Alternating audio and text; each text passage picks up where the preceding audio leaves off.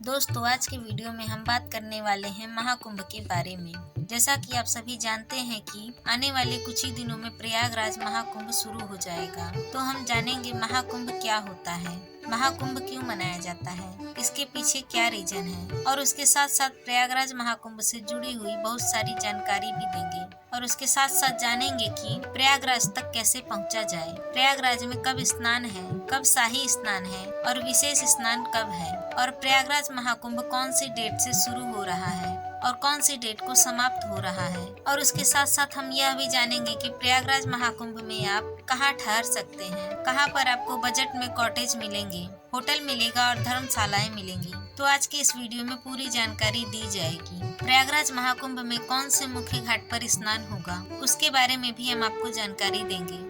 तो सबसे पहले बात कर लेते हैं कि कुंभ की शुरुआत कहाँ से हुई, कुंभ क्या है, अर्ध कुंभ क्या है और महाकुंभ क्या है। देखिए, जब देवताओं और राक्षसों के बीच समुद्र मंथन हुआ था तो पहले तो उसमें से हलाहल नाम का एक विष निकला, जिसे भगवान भोलेनाथ ने अपने कंठ में धारण कर लिया क्योंकि पूरे ब्रह्मांड को बचाना था। लेकिन उसके बाद जब समुद्र मंथन फिर से शुरू किया गया तो उसमें से अमृत निकला और फिर अमृत पान करने के लिए देवताओं और राक्षसों के बीच लड़ाई हुई। जब लड़ाई हो रही थी तब अमृत कलश पूरा भरा हुआ था और उसमें से कुछ अमृत की बूंदें छलक कर नीचे गिर गई। अमृत की वो बूंदें प्रयागराज, हरिद्वार, उज्जैन और नासिक, ये 4 जगहों पर गिरी। यहीं पर कुंभ का आयोजन किया जाता है। अब हम बात कर लेते हैं अर्ध कुंभ क्या होता है और महाकुंभ क्या होता है। देखिए, अर्ध कुंभ जो है वो 2 जगह ही होता है, एक हरिद्वार और एक प्रयागराज में, जो कि 6 सालों के बाद होता है। और जो कुंभ है वो 12-12 सालों के बाद चारों जगहों पर नासिक, प्रयागराज, हरिद्वार और उज्जैन में होता है।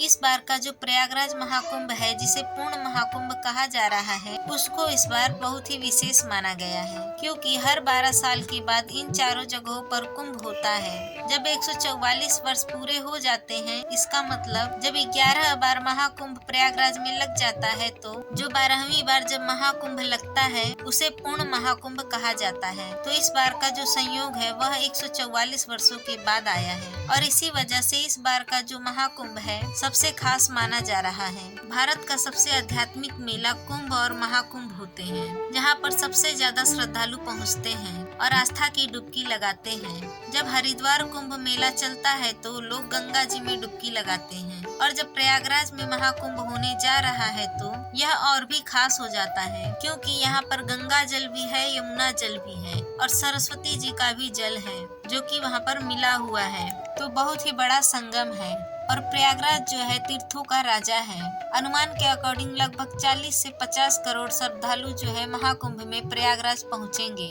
और वहाँ पर महाकुंभ में डुबकी लगाएंगे। 13 जनवरी से पहला स्नान शुरू हो जाएगा और 26 फरवरी को लास्ट स्नान होगा। यह लगभग 45 दिनों का महाकुंभ चलने वाला है। इस बार बहुत सारी व्यवस्थाएं की गई हैं। इस बार का महाकुंभ का जो एरिया है वो काफी ज्यादा बढ़ाया गया है। जानकारी के अनुसार लगभग 4000 हेक्टेयर जमीन मेले के अंदर रखी गई है ताकि जो भी आए आराम से स्नान कर सके और डुबकी लगा सके। प्रयागराज में इस बार जो बहुत सारे घाट हैं उन्हें पक्के भी बनाए गए हैं क्योंकि जब इतनी ज्यादा संख्या में श्रद्धालु पहुंचेंगे तो एक घाट में स्नान कर पाना बहुत ही मुश्किल होगा। इसी वजह से कई ऐसे घाट हैं जो कि बनाकर तैयार कर दिए गए हैं ताकि जो भी श्रद्धालु पहुंचे वह आराम से स्नान कर सके। चलिए अब देखते हैं प्रयागराज में कैसे पहुंचा जाए। देखिए, प्रयागराज ट्रेन के माध्यम से बहुत ही अच्छे तरह से जुड़ा हुआ है। दिल्ली हो या हावड़ा या फिर मुंबई या कोलकाता, जितने भी देश के बड़े बड़े शहर हैं, मैक्सिमम शहरों से डायरेक्ट प्रयागराज के लिए ट्रेन मिल जाएंगी। इस बार तो प्रयागराज के कई जो छोटे स्टेशन हैं उन्हें भी बहुत ही अच्छे तरीके से तैयार कर दिया गया है। प्रयागराज जंक्शन की तो पूरी रूपरेखा ही बदल गई है, बहुत ही सुंदर बना दिया गया है। एक संगम स्टेशन भी है, उसके साथ साथ एक छुईकी स्टेशन भी है,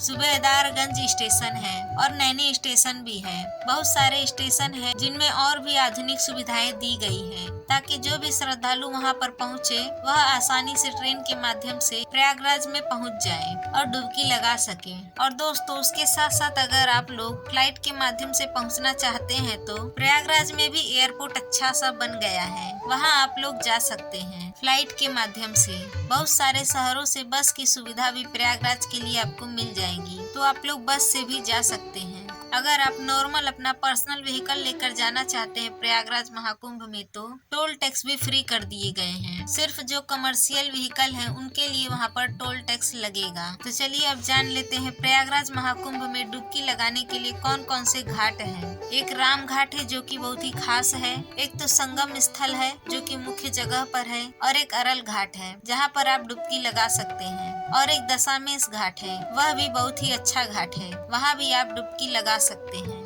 और भी कई ऐसे घाट है जहाँ पर श्रद्धालु पहुंचकर डुबकी लगा सकते हैं। बाकी संगम का जो एरिया है वो काफी बड़ा है, वहाँ भी आप आसानी से डुबकी लगा सकते हैं। और अगर आप संत महात्माओं के दर्शन करना चाहते हैं तो जूसी की साइड एक पूरी जो अखाड़े हैं उनमें उनके कैंप लगे हुए हैं, वहीं पर रुकने की व्यवस्था है। जहाँ पर अखाड़ों की छावनी है वहीं आसपास रुकने के लिए श्रद्धालुओं के लिए कैंप भी बनाए गए हैं, और उसके साथ साथ डोरमेट्रिक बेड की सुविधा भी दी गई है। जिनका बजट कम है वह आसानी से वहाँ रुक सकते हैं। और साथ ही शहर में बहुत सारे होटल्स हैं, ज्यादातर होटल्स जो हैं वो रेलवे स्टेशन के आसपास पड़ रहे हैं। तो अगर आप वहाँ पर रूम लेना चाहते हैं तो ले सकते हैं, लेकिन होटल्स के चार्जेस बहुत ही ज्यादा होंगे। अगर आप शाही स्नान या विशेष स्नान में वहाँ पर जा रहे हैं तो वहाँ पर होटल्स के चार्ज बहुत ही ज्यादा होंगे। तो चलिए अब जानते हैं शाही स्नान और विशेष स्नान कब कब रहने वाले हैं। सबसे पहले जो 13 जनवरी का स्नान है वो पौष पूर्णिमा का स्नान है, जो कि एक विशेष स्नान है। तो 13 जनवरी से स्नान जो है शुरू हो जाएगा। उसके बाद आएगा 14 जनवरी, और 14 जनवरी को मकर संक्रांति का पहला शाही स्नान है। उसके बाद 29 जनवरी को दूसरा शाही स्नान होगा।